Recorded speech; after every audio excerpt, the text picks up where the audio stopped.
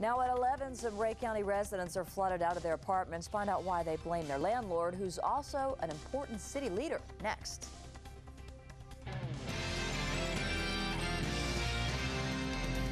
You're watching WTVC Chattanooga. This is News Channel 9 at 11. Good evening. We thank you for watching News Channel 9 at 11. We're all asking the same question, pretty much. When will the rain finally stop? Unfortunately, it may not be tomorrow. Let's get an update on the forecast from Chief Meteorologist David Glenn. Dave? Yeah, scattered showers remain in the forecast tomorrow, but we're going to eventually see a step down in the coverage of showers starting tomorrow and then especially by the weekend. Now, right now, still some periods of moderate to at times heavy rain across the area. You can see it here, stretching from southern Hamilton County back through Polk and Bradley County. This is all lifting away to the north and east. Now, this does not indicate severe weather, but it says some very heavy downpours now from Collegedale to Appleton. That'll be rising northward through Cleveland and then eventually towards Calhoun and even Athens in the next hour or so. Even across North Georgia, some heavier showers have been moving by Dalton up to Cohutta.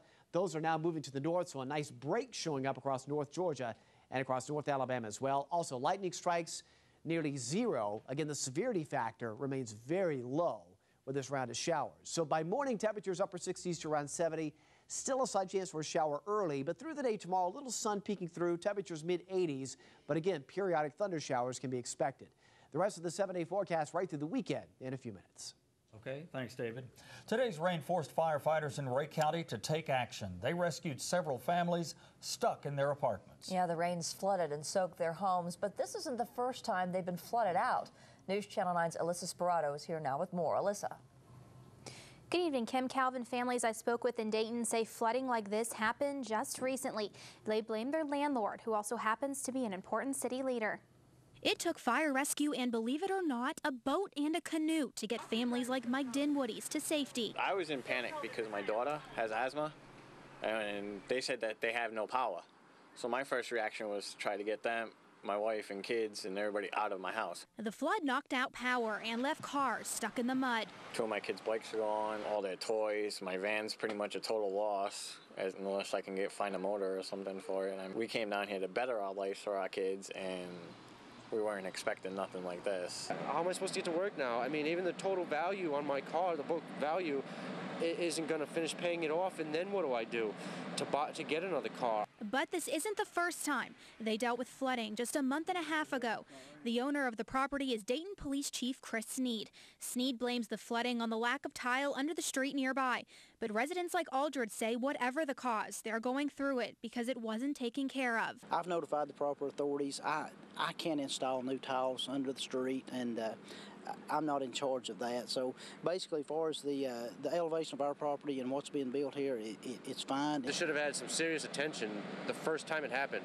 I mean, you can see the water line on the vinyl siding of the house, that it didn't get that high last time, but still there was at least 18 inches of water here last time. The last time this happened, that they were going to get a backhoe in here and clean it out, and yeah, as you can see. Now, right before we left, the power was turned back on, but the families are still left without air conditioning tonight.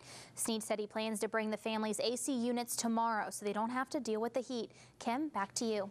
Alyssa, thank you. Well, it wasn't flooding, but falling trees that caused concern in Hamilton County today. Today, crews across the county were busy responding to downed trees. We found this one blocking Old Dayton Pike. Another fell on Tennessee Avenue.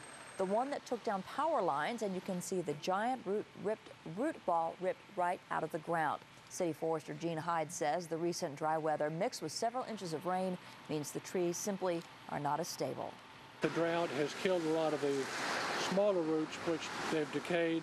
It's decayed some of the larger roots, and so some of these larger trees just don't have the structural stability that they've had in years past. Hyde tells us the rain is not all bad for the trees. He just hopes we don't get another windstorm. Well, the rain is a welcome relief to people who grow our food. This wet week has broken the record heat wave that took a toll on local growers like Crabtree Farms of Chattanooga. Since the winter was so warm, bugs were out in force early this spring, munching away at the first harvest that did not make it to wholesalers. Plants are stressed, and some fruits like grapes and berries have split open.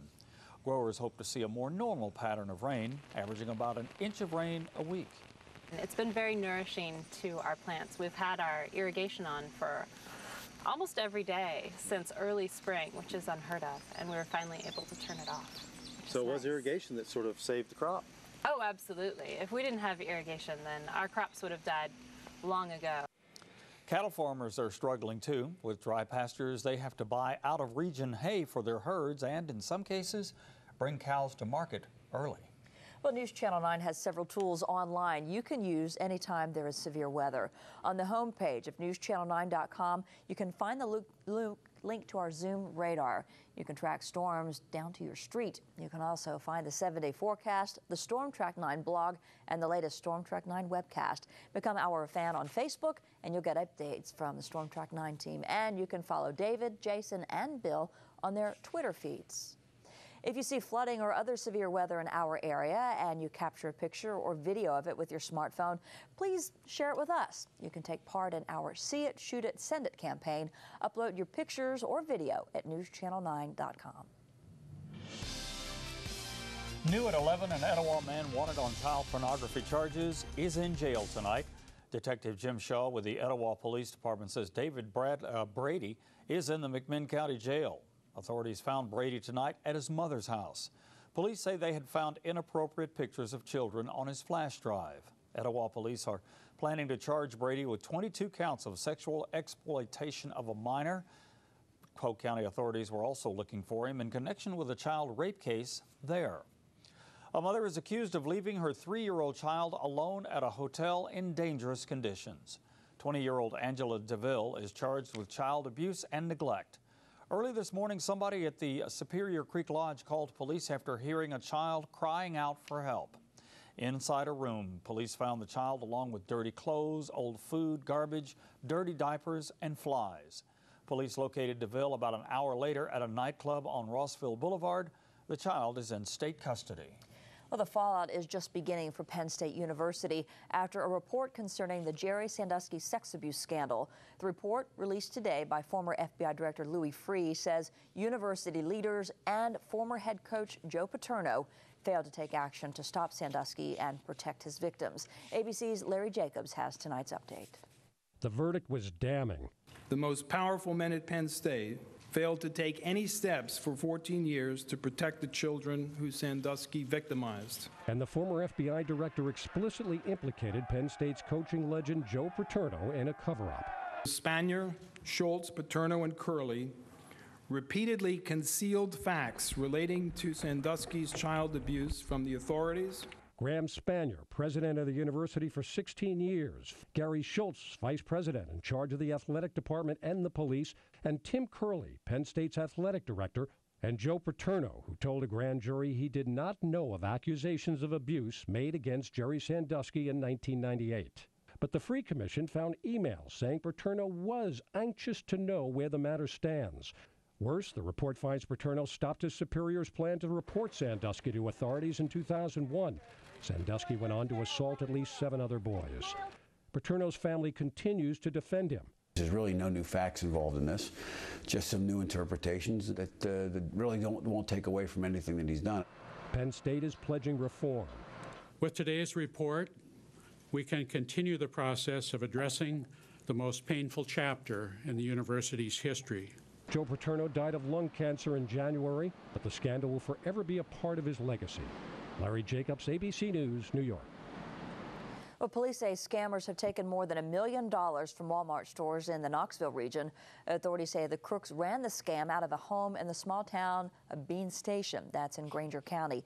The Granger County Sheriff says at least 2 people inside the home used machines to create phony payroll checks.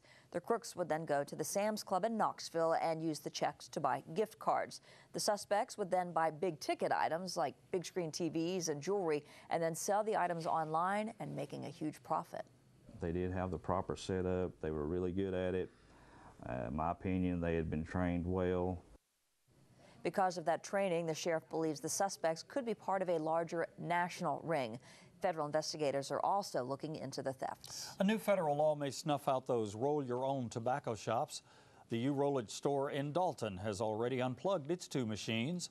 They're hoping for a change in the law. A tiny provision tucked into the mega transportation bill brought the change.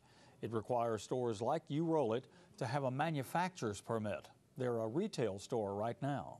We're not manufacturers. Like I said, it's all, the name says it all. You Roll It. Customer comes in, tobacco, tubes, they buy that from us, they rent the machine, they do everything themselves. And they use the machines for large savings. In 8 minutes, customers could roll about 200 cigarettes for $25. That's well below mass manufactured prices. Meanwhile, a petition drive is asking the president to void this part of the law. Early voting starts tomorrow in Tennessee. Republican leaders say they expect new election reforms to cause some problems. Recent reforms include purging voter rolls and requiring photo ID to vote. But this year, voters may not know where to cast their ballots after Republicans redrew the electoral map. Secretary of State Trey Hargett says the state is making every effort to direct voters to the right locations. Early voting ends July 28th. State primary and county general elections are August the 2nd. And News Channel 9 is helping you stay up to date on the key issues in this year's elections. We've launched a new Vote 2012 webpage.